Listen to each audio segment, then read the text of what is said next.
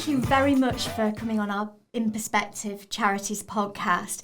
We've been wanting to have you on for a while because I know we've worked together for a long time. We have. And you are incredibly busy as well, like a lot of our guests on here.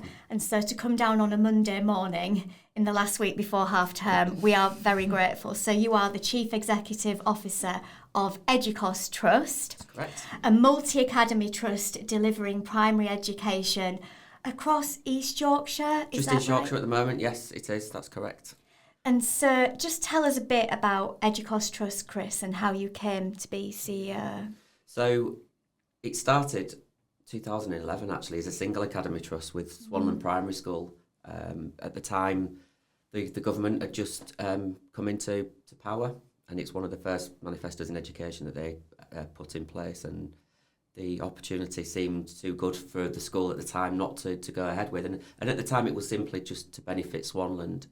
Obviously subsequent changes of leadership and government perspectives, etc., have meant that multi-academy trust were the preferred route, and we became a multi-academy trust. At the time, again, only really because Dunswell Academy were looking for a home, really. It's a very small school, aren't Yeah, they? absolutely, and they'd gone through quite a turbulent time, ultimately being threatened with closure because it was such a small school, and the East Riding were having to rationalise school places, and they joined the trust and have gone on to be really successful as part of the trust. Subsequently, then, more schools have been interested, and 3 further schools have joined the trust. So Hook and Ermine, which I think they joined in 2018, which I think was around about the time that we first started working with yourself. So, 8 years now, which is crazy. And then St Nick's have joined most recently, 2023. So they've been with us just 3 years. So yes, that's sort of where we started from and where we are today, and very much enjoying the challenges and things that it brings with it, but also looking for opportunities for growth as well. Love more schools to be part of our family. And that you mentioned family, and that to me is really what sets your trust apart. I've got insider knowledge anyway because my 2 boys both, of course, Swanland Primary School, yes, youngest is still there. But the thing that strikes me about your trust is the family feeling of it. You feel part of something as a parent. You feel part of the Edukos family. Good. And I think certainly when you're looking for other schools to join, that those values and that culture, it's quite a big decision bringing on in a new school, isn't it? Huge, yeah. And we've worked really hard. So we've had iterations of Edukos Trust as well. So when we first started, we were Swanland Primary School Academy Trust because we were a single academy trust. Then we moved to Swanland Education Trust to try and broaden that so that it wasn't just focused around a specific school, although there still was the clear kind of Swanlandness to it. And then we moved to Edukos Trust. And throughout all of that, obviously, we've had to think really carefully about what we stood for and what we were about. And it was one of them really serendipitous moments is that, Edukos Trust was the name we decided upon. What does it mean, Edukos? So Edukos is the Greek for education, and it means to draw from within. So it was perfect because we're about education, and the major benefit for me as a chief exec in a multi-academy trust is that you draw from that skill within and you utilise the knowledge and the abilities that you've got from within. And so we'd done a huge piece of work with all of our stakeholders. We asked them what it felt like to be part of a school in Edukos Trust. And at the time, there were dozens of words, and we created word clouds and things. And essentially, we narrowed it right down to our vision and values. And our vision is simply exceptional together, which fits beautifully with the initials of the trust, Edukos Trust, exceptional together. And we talked about being exceptional because in the education world, as we well know, we're graded by our regulatory body, Ofsted, and they have iterations again of the different gradings that they provide. They've nicked ours recently. One of them is exceptional now. And we wanted to stay away from Ofsted terminology because we genuinely believe that whatever position a school is in at the time, whether that's they need lots of support or they're in a really difficult position, or that they're flying and really self-sufficient, there's something exceptional in every school. And we also believe that by doing things together, we're stronger by far. And preserving that community character of your individual schools. Absolutely, very much so. Every community is different and its needs are different. It is, and that's why we were really clear about, as a trust, we talk more about agency rather than autonomy, because in education we're bound by legislation. We have to do certain things. So whether you're a multi-academy trust or a local authority school, you still have to deliver certain things. So a lot of schools are sometimes nervous about joining multi-academy trust because they feel they're going to lose autonomy. Actually, that will not change, really. The local authority and Edukos Trust have statutory duties, and as a consequence of that, we have to do things in a certain way.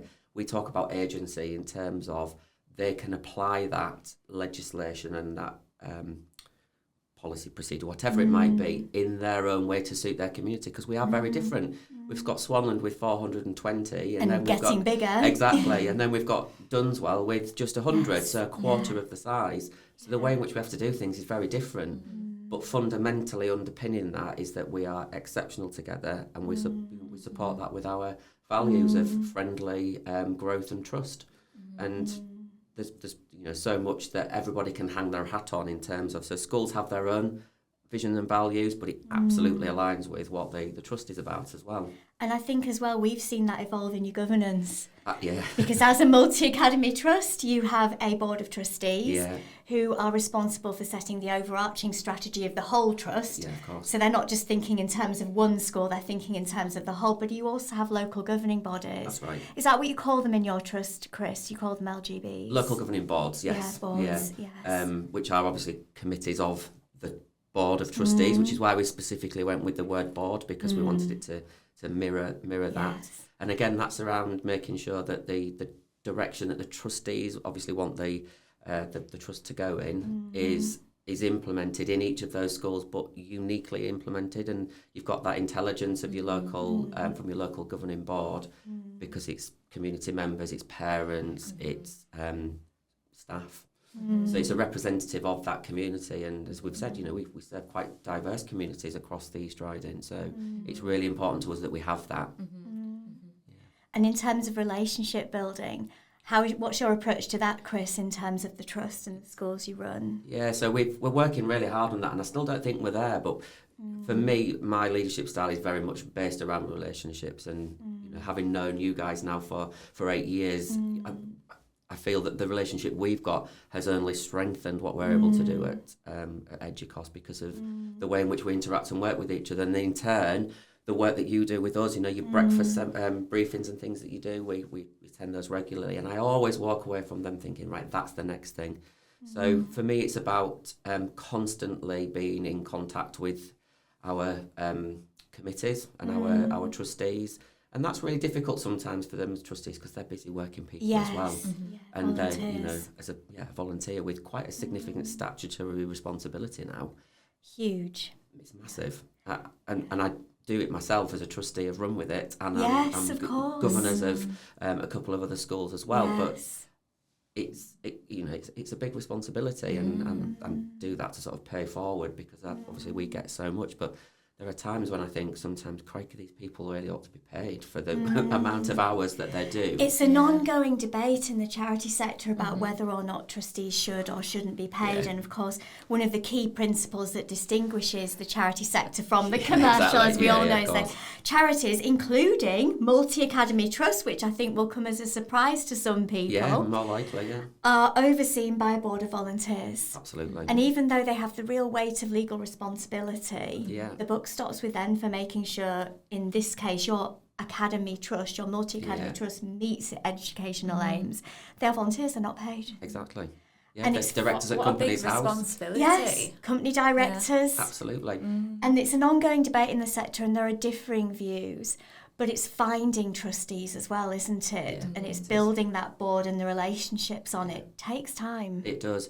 And I think that's what at the start of this section of conversation, I said, we're still not there, and we are working really hard on that. But I genuinely believe that investing that time. So, as an example, as a CEO, before every board meeting, I schedule alongside each of the trustees just a 30-minute check-in that allows us to have a conversation, because we all arrive very busy. So, Wednesday of this week, we're going to have a board development session, and whilst that's not an agendaed session, we've got some things that we want to talk about, but we'll arrive busy at the beginning of a working day. We'll all do the bit that we do there, and then by 10:30, people will go off and do their own day job, and we don't have time to kind of build those relations. So I think, as I say, what I've worked really hard on doing over the last 2 or 3 years is every term, 30 minutes of, and it's just an online meeting, and we sit with a cup of tea or a coffee, and we chat about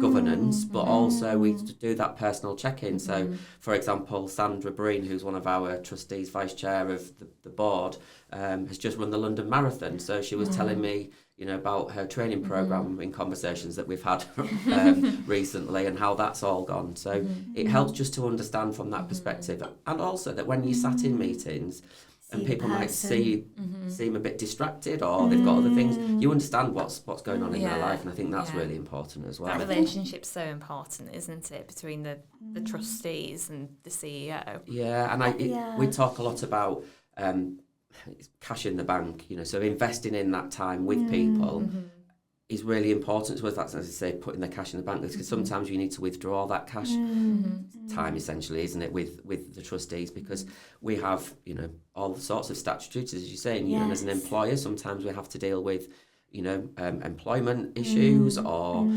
regulatory issues. Make very challenging decisions as a multi-academy trust, and with the constraints on your funding as well. Yeah, huge. It's hard. It's a tough job. It is. So building that relationship with them is really important. And then I don't feel quite as guilty when I have to ring a trustee up and say, I really need somebody to sit on this panel for me, or I really need somebody, and every trustee signs up because they want to do the best for, they've got a skill, they want to bring that skill. And we're really lucky at Edukos that we've got some phenomenal skills. Yes. But I need to draw on that sometimes, and be able to say, can you come and spend an hour with me and help me out with X, Y, and or Z. I think people will find it a privilege to be asked, actually, because we all assume we're all so busy, but if someone rings you up and makes the effort to say, look, could you spend an hour with me just to talk about this? I think a lot of people, especially those who are minded to join voluntary boards, would actually enjoy that.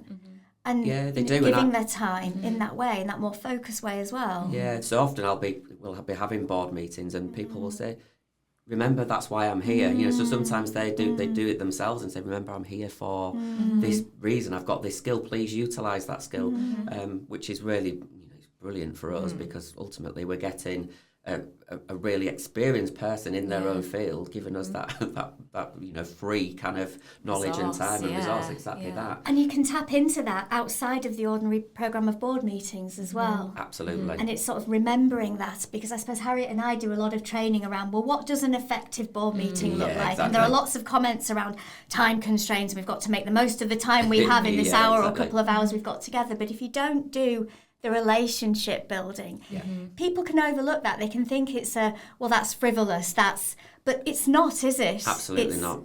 I think it's as important, if not more important, than the actual board meeting itself, because again, it goes back to that understanding, that intrinsic knowledge of people and what they can provide. And quite often, I'll have conversations. So again, just last week, one of our newest trustees, Scott Young, is an ex-police, he's just recently retired, and has got a wealth of knowledge in terms of that public sector understanding of the world that we live in, and the reporting and the accountability that we have. Obviously, it's public money at the end of the day.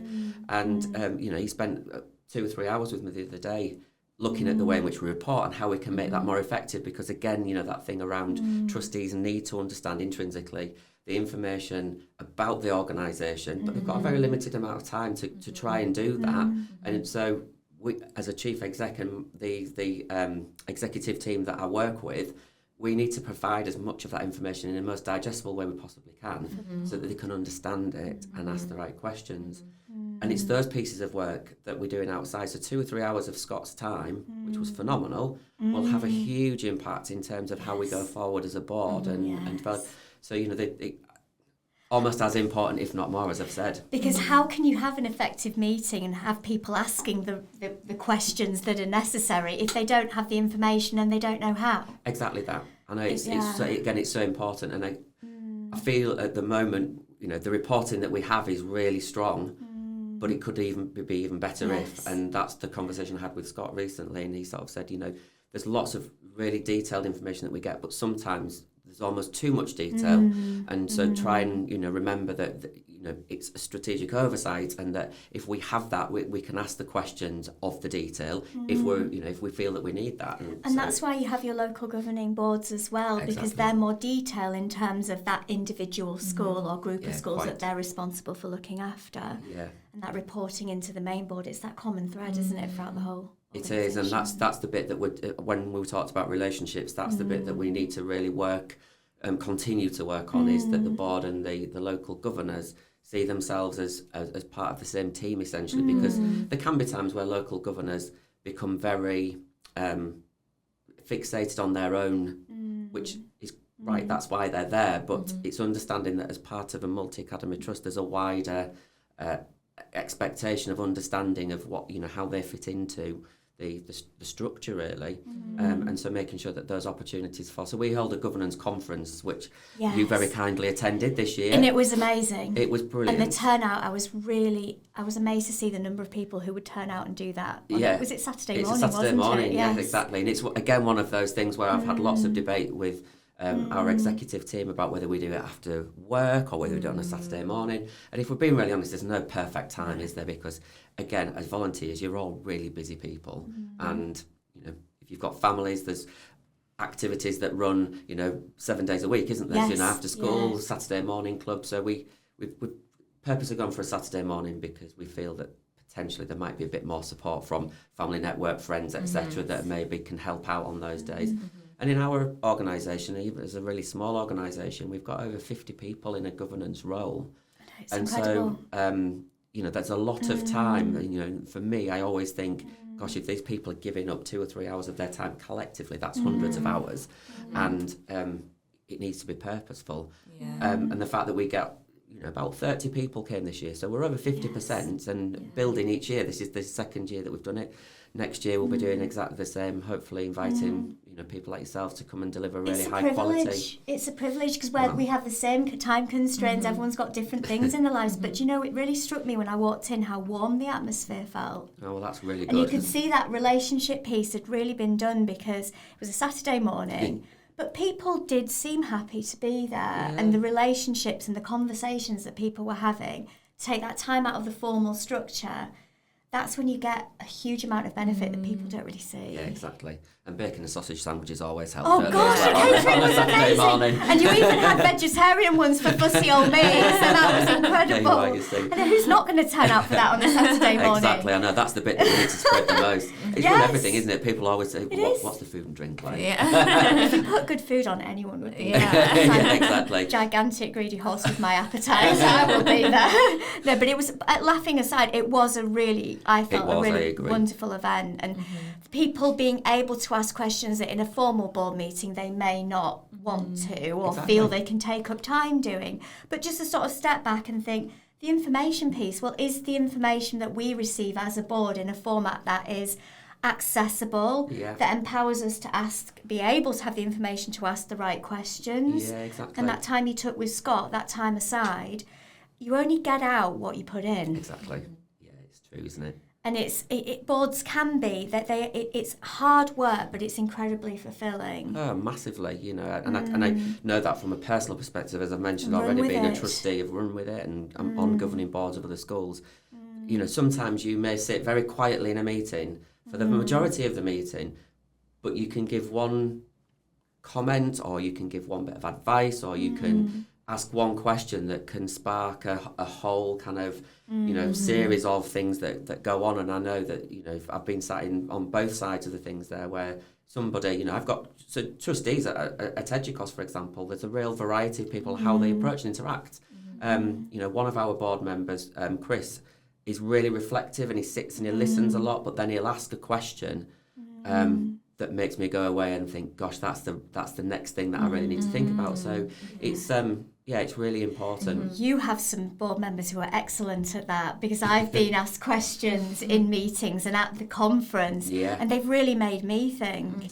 You have got some very intelligent but very insightful people on your board. They're incredible. So lucky to have that. But again, hopefully that's part of the culture that we've created, and the fact that people feel they can do that. I have been on boards where Things have, and it's a phrase that you use a lot in your training, is about just rubber stamping things, because that's not what we're there to do. No. And sometimes it can be quite difficult to, sometimes know what the right questions are to ask, but sometimes to feel that you're okay to ask those questions. And to have that appropriate challenge. Yeah, exactly. Because I say this a lot in our training, I've had to, and I'm still learning, and I think this resonates with something Natasha Barley said from Sailors Children's Society. Right. She said it's lifelong learning. Yeah. You never reach a point in your life where you know everything. We all like to think we do. Yeah. But I think for me as well, to go into meetings being ready to have my ideas and thoughts challenged in a constructive way. And it's not about being big and shouty, but it's being able to listen to someone else's point of view, but going in, being prepared to have my mind changed. Yeah, exactly. It's and hard. it is hard, and you really helped me with that, because I think by nature of our profession, we're control freaks. Aren't we all? But, Lawyers are control freaks. Yeah, so I get in trouble at home often with Marcus, because he'll say to me, you're not talking to one of the teachers, or you're not talking to one of the children now. And I'm like, I don't mean to do that, but we are by nature of the fact that we have to be to a degree, don't we? Because there's things we have to control. And the seriousness of what you're doing. Exactly. And the real statutory responsibility, That's the it. safeguarding. Yeah, absolutely. So somebody coming in and rocking that status quo can sometimes feel a little uncomfortable. I am getting better at it. Am I there yet? No, sometimes I do want to spit my dummy out and go, no, I don't agree with that. But like you say, you've really helped me, because I've heard you say it a number of times, be It's prepared to ongoing. have your mind changed. And sometimes I have, and that's... And a likewise, really to important stand your ground if you feel you've listened to someone's point of view, but will actually, the consensus may be something different. Yeah, and of course. It's really, it is hard work. That the best board meetings are the ones where everybody feels comfortable to do that. Yeah, exactly.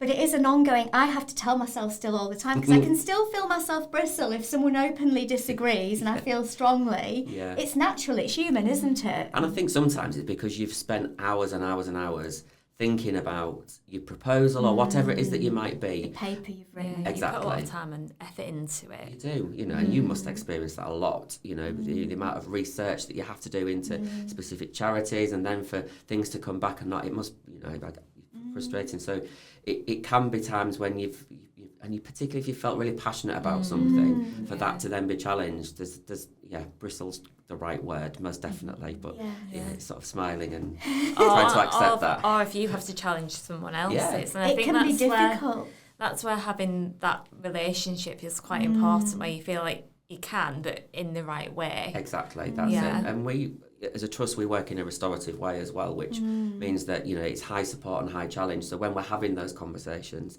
if ever I have to have those conversations, I'll always start off by saying, look, this is going to be one of our more challenging conversations, but, we're in this together, and we need to...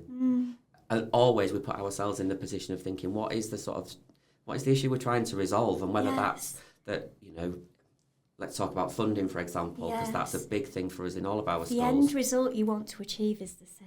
Exactly that. It's just how we get there. Yeah, and we're not opposed to that, but we are, or we have differing views of how we will get there. So having that relationship to be able to say, this is going to be a challenge, but we're going to walk this path together rather than against it or on two separate paths, can make it easier. It's not always easy, because there's still times where people either don't want to go along that journey because it can be a challenging one, or they don't necessarily agree with the journey we've got to go on. But I think the relationship bit is really key to that, isn't it? Yeah, and you can feel like you can rely on people if you know them a bit better. Because if you just turn up to a board meeting and don't do any of the social side of things, then you're just there, and that...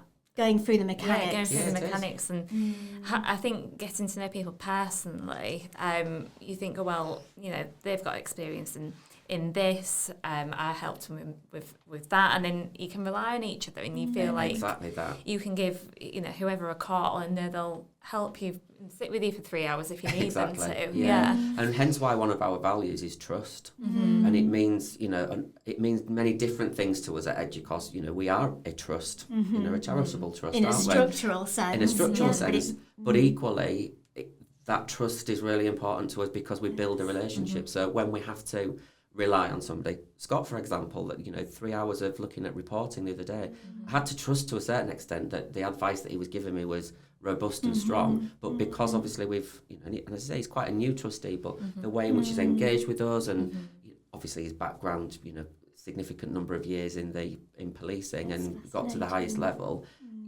You can trust that expertise as well, but if that's not there, it can be a real challenge to have those conversations. And again, it goes back to that, when there is the challenge, you trust that people are doing it and they're coming from a really the right place. The right place, that's it, exactly. With the same values in mind and the same end result in mind. Because your strategy is so clear as a board and where you're heading. Yeah. And it's remembering we are called Edukos Trust because exactly. Trust, yes, that might be our structure. Excuse me, sorry. Trust is our structure. But why are we Edukos? Well, it's education, it's learning, but lifelong learning. Exactly. And it's instilling those values in the children who are coming through your school, so they take that into their adult working life. Exactly, and you talked about lifelong learning, and that's so our strategic pillars, we've got 4 of those, and one of them is about growth, and that for us is around the development of every single person. Every day should be a learning day for all of us, and whether that's the person who works in the school office, or whether that's somebody who works in one of the school kitchens.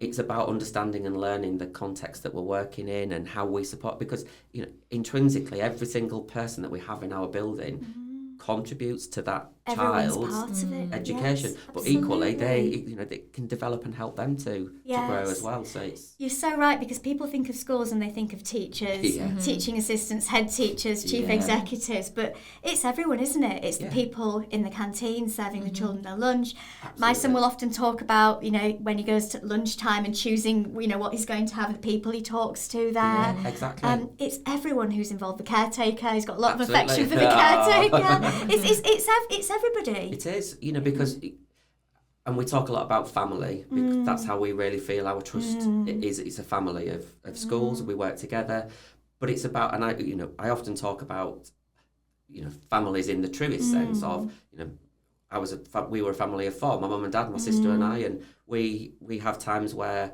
members of that family need a bit more support. So I went off to university, and obviously financially my parents were supporting me to help me, and my sister used to grumble about that occasionally because she felt that I was getting more, but then it was her turn, and I didn't grumble quite as much because I'd had my turn, but and that's how I view schools, is that everybody contributes in some way, and sometimes people need a bit more.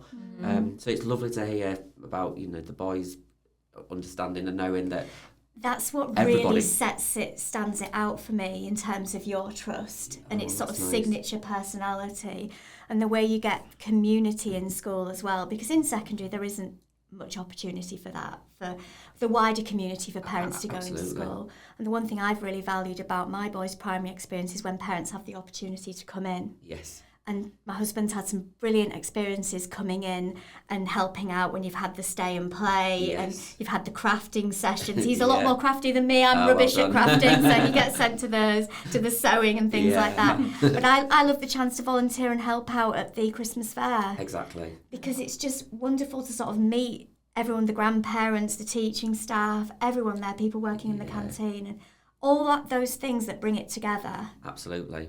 Well, it's the phrase, and I'm probably going to get this wrong, but it takes a village to raise a child, doesn't it? And that's very much how we want our schools very to be. Outward looking. Yeah, absolutely. Because again, it goes back to that thing. If we think we know everything and can do everything, then we're not actually doing the right thing by our people, and that includes absolutely everybody. So we have to work outwardly, and we're still a relatively small trust as well. Yes, so the capacity, you are in the context of absolutely. multi-academy trust. Definitely, United Learning Trust, which has exactly the same structure that we have. There's 100 schools, so that has to be a very different organisation. And of course, they probably won't have to look out quite as much, because from within they've got a huge amount of resource where we don't. But the resource and the expertise that we do have is phenomenal. And you're from a teaching background, aren't you, Chris? Because your mum was a head teacher. She was, of one of the schools that now happens to be part of the Edukos Trust family. So she retired. The governors at the school were considering the next steps for that school, and they believed that multi-academy trust was the right thing. And at the time, there was not quite as many around, and they have a church school also, which meant that they have to be part of a trust that has the articles that are written to support and to keep the distinct character of the Church of England. And we were able to work with yourselves to get those articles written up, which meant that they could join.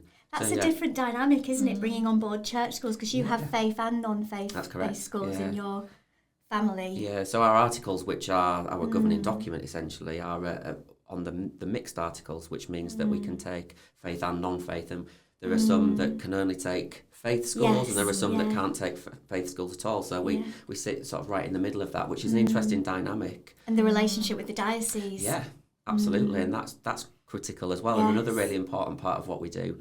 In fact, thankfully, we've got a phenomenal relationship with Sheffield Diocese. Hugh Thomas, who's our Director of Education, is really involved and really helpful, and always really grounding. He always manages to just kind of put a nice kind of, don't worry about that, that's going to be fine. In my experience, these things work out. So that's really nice to have that additional ability to be able to call on somebody else who's not part of the board of directors, trustees, but is still very heavily involved and wants an influence on what happens in Edukos.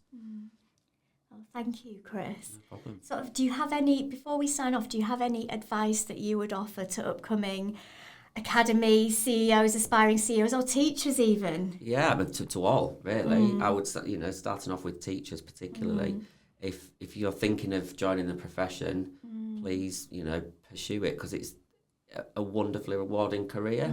It's hard work, and the pressures are getting harder and harder, and with things like funding not matching the needs of children, those are the daily things. But I don't think there's many days go by where you don't feel you've achieved something and supported young people. And if you are thinking of doing it, I highly recommend. Edukos Trust schools are always willing to have volunteers in, but most schools will, and that's crucial, I think. Go and test it out. And a good example is our Trust Senko, Lizzie Hobbs, who joined Swanland Primary as a teaching assistant. She'd done a year at St Mary's in Hull, supporting children with special needs, in all the various different lessons and things there. Came to Swanland on a year contract because she wanted to decide which was the right phase for her. Would she want to be secondary or primary? And she soon realised that primary was the right one for her. And we put her on at the time, the graduate teacher programme, which was an on-the-job training. And she's now leading special needs across our trust. So I would highly recommend get into schools, see where it is that your passion really lies, because some people's views can be changed. They've got no, absolutely, I'm going to be secondary, and they come to primary and they're like, actually, this could be for me. So spend lots of time and immerse yourself in that. Don't know till you try. Exactly that. And pick the right provider for your training as well. There's a number of routes out there, and be really thoughtful about that. I would say speak to people who've been through the various different routes to get into teaching, and then as you move sort of through the different roles within the organisation, I think it's about, and it comes back again to relationships. For me, in my role, there's nobody else in my organisation that has the same responsibility I do. So sometimes an understanding of the role is limited in our trust. So I work with other trusts, and we've got networks of CEOs that collaborate and work in various different ways, and just being able to pick the phone up and say, I'm just dealing with this. And sometimes that can be kind of the external influences of how are you managing this. For example, when the teacher review board says we're going to put a 5% increase on salaries this year, and that's not matched by the funding that we get in. What have you what are you doing to help try and bridge that gap? It's invaluable again to have those people to rely upon and to be able to. It's the power of collaboration that we come back to a lot on the podcast, isn't it, Harriet? Yeah, we talk about that a lot, don't we? It's so important. I think you can't. Again, if you think you can do it all by yourself without any support anywhere, there you're making life really difficult for yourself. And so collaborating with others, even if it's just sat having a cup of coffee or half an hour chat, once every term or whenever it is. There's never a time I walk away from a conversation and think that was not helpful in the slightest. Even if sometimes it's just to hear that somebody else is going through exactly the same thing you are, and that actually they haven't got a solution. It's just that peer support, isn't it? Yeah, it really is. But more often than not, it widens that collaboration out to, well, let's get these people together, or let's talk about X, Y, Z. It can really, really helpful. Thank you, Chris. Thank you so much for taking the time to talk to us. It's been an absolute privilege. I've watched with interest lots of your podcasts and thought, one day I'd love to be able to join the team and have a conversation. So the fact that I'm sat here is brilliant. Thank you. We learn a lot from these as well. Good. Thank you. You're welcome. Thanks. Thank you.